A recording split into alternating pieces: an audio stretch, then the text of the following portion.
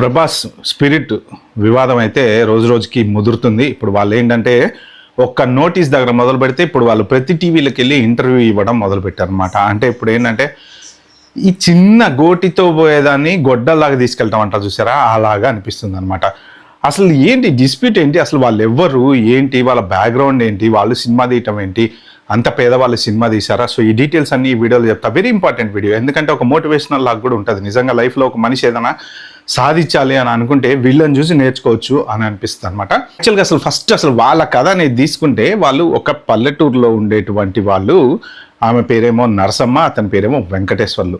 జనరల్గా ఆమెకి చిన్నప్పటి నుంచే సినిమా తీయాలని కోరిక అనమాట. సో అంటే జనరల్గా ఉంటే చాలామందికి ఉంటుంది, కానీ వీళ్ళు ఏంటంటే పల్లెటూర్లలో పెరుగుతారు కాబట్టి చదువు అవి ఉండవు, పొలం పనులు అవి చేసుకుంటూ అంటారు. అలాగా మొగుడికి చెప్పింది అనమాట, నేను సినిమా తీద్దాం అనుకుంటాను, నాకు సినిమా తీయాలని ఇంట్రెస్ట్ ఉందంటే. పల్లెటూరులో ఉండి వాళ్ళు వెళ్ళి సినిమా చూడాలంటేనే పట్నం వెళ్ళి సినిమా చూడాలి జనరల్గా. అలాంటిది ఒక సినిమా తీయటం అంటే అసలు అది హైలీ ఇంపాసిబుల్. సో దానికి డబ్బులు కావాలి. అది అంత పక్కన పెడితే ఆమె డ్రీమ్ని అలాగే ఉంచుకుంది మనసులో. అంతా పెళ్ళైంది, పెళ్ళైన తర్వాత మొగుడికి చెప్పిన ఆయన వినలేదు. ఇద్దరు పిల్లలు పుడితే వాళ్ళకి చెప్పింది, అలా సినిమా తీద్దాం అనుకున్నా అంటే వాళ్ళు వినలేదు. ఎందుకంటే సినిమా తీయాలంటే డబ్బులు కావాలి, రిలీజ్ చేసుకోవాలి, ఇవన్నీ చాలా తతంగాలు ఉంటాయి.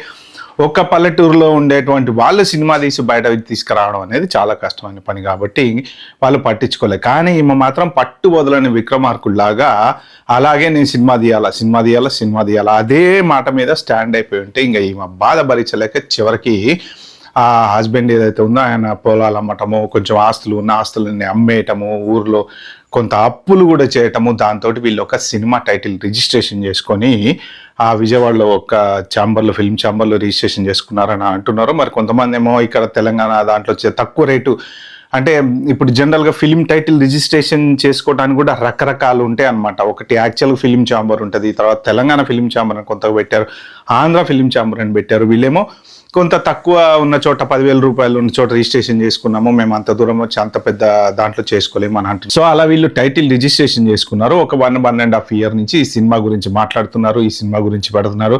పెద్ద కొడుకు వచ్చేసి ఈ సినిమా డైరెక్షన్ చేశాడు, చిన్న కొడుకు వచ్చేసి అందులో యాక్టర్గా నటించాడు అనమాట. సో అనుకోని పరిస్థితుల్లో తన చిన్న కొడుకు కూడా చనిపోయాడు కాబట్టి ఆమె ఏంటంటే సినిమా అంతా పూర్తయ్యి సెన్సార్ కూడా అన్ని తెచ్చుకున్న తర్వాత వీళ్ళు ఫస్ట్ హాఫ్ అంతా దేవతలకు సంబంధించిన ఇది పెట్టారు. తర్వాత సెకండ్ హాఫ్ వచ్చేసి ఆ స్పిరిచువల్ వాల్యూస్ అంటే దయాలకు సంబంధించి కొంత హారర్ సినిమా లాగా చేశారు. మరి వీళ్ళు షూటింగ్ ఎలా చేశారు, ఎక్కడ చేశారు, దానికి సంబంధించిన ఊర్లో అప్పులు కూడా చేశారట డబ్బులు సరిపోక.